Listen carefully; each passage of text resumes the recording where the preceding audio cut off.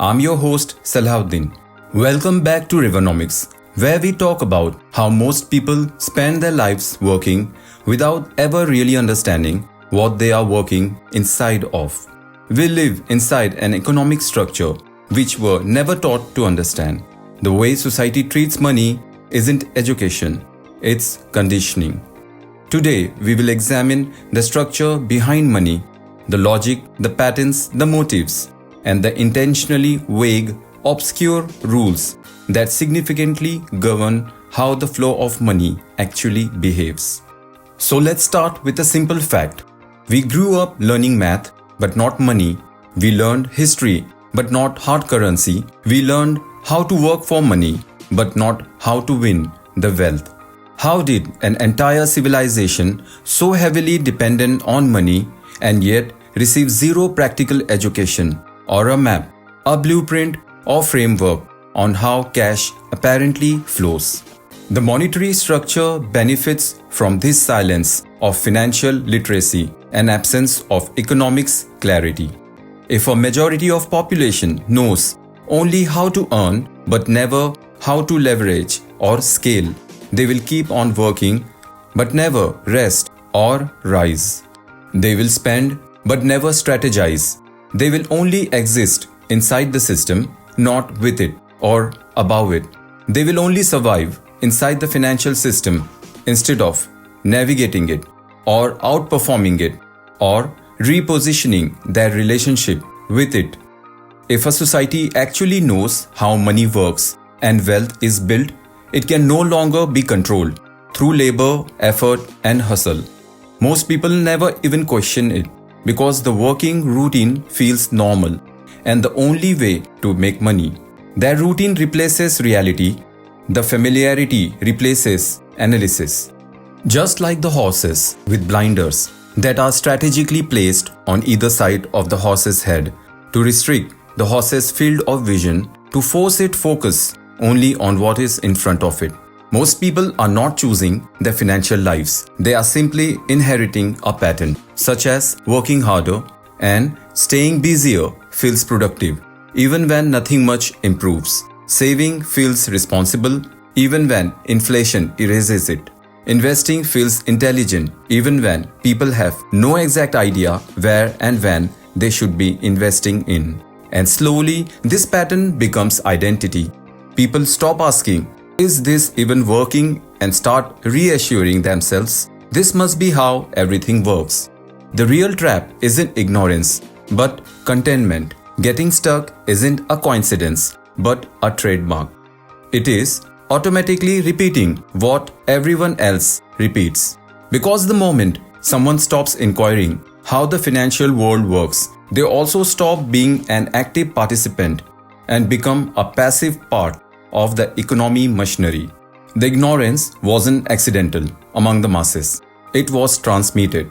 We were raised on a simple linear monetary formula. Study, work, earn, repeat. Home trained us how to be reliable. School taught us how to be employable. Work prepared us how to be usable. But nowhere in that entire learning chain did anyone teach us how to be financially independent and powerful. Instead, we were fed basic and general instructions like commandments.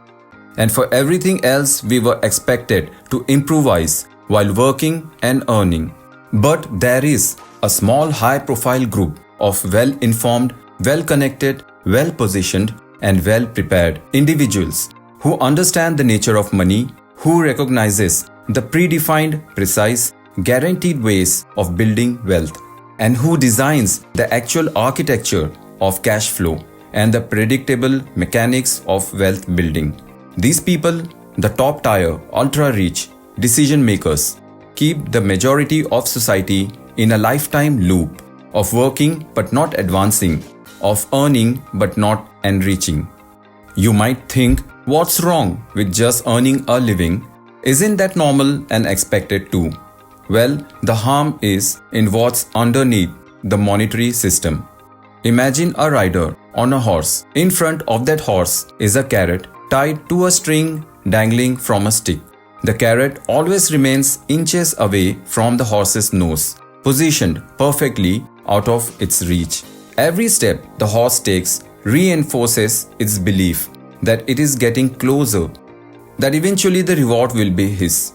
And from time to time, the rider allows a small bite of the carrot, but never enough to satisfy its hunger, never enough to rest, never enough to stop, and never enough to question its journey.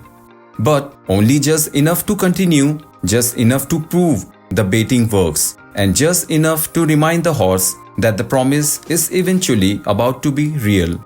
Because if that horse was ever allowed to eat to fullness, if its hunger was replaced with satisfaction, if its needs and desires were fulfilled with sufficiency, then its chase behind the carrot would end, and then no amount of command, pressure, or urging could force it ahead again. So the rider maintains a perfect balance, not starvation but controlled appetite, not deprivation but dependence. And the moment that carrot is gradually eaten up by the horse, the rider replaces it with another to keep the horse moving forward, always forward, without an end. And with that, the horse travels the entire route, never realizing that the whole journey was never about its path, never about its pace, never about its destination, but was only about its effort and labor. And here's the twist. The horse believes that its willing movement behind the carrot is self-chosen and not imposed or manipulated externally. But the journey was always the rider's. The carrot isn't motivation, it's a tool for control. So the horse keeps walking mile after mile in pursuit of an absolute satisfaction, but which it will never fully receive. Meanwhile, in return, the rider reaches where he wants to go. The rider reaches his destination not by effort, not by hustle, but by leverage.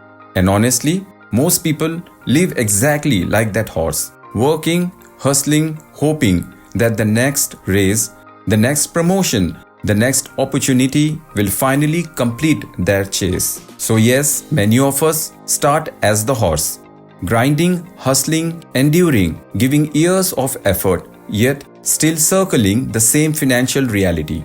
But the system wasn't designed for them to reach a satisfactory state. It was only designed to keep them moving, not beside the rider, but below him, kept just down enough from reaching any long-lasting accomplishment, yet kept just near enough to keep on anticipating. People walk mile after mile, believing progress is happening simply because motion exists. But motion simply is not the same as direction, and work is not the same as wealth. And this is why the rider who is on to his own mission has got many of us stuck in a never-ending cycle of earning money by making us do all the donkey work, hardship like a mule, and a non-stop effort like a horse. The rider always reaches his destination, his task fulfilled, his journey completed, his outcome secured. His system works, his plan unfolds, his ambition is achieved, not through his own exertion, but through the silent, endless grinding of those who never question why they walk or who is really benefiting from their ever-marching steps.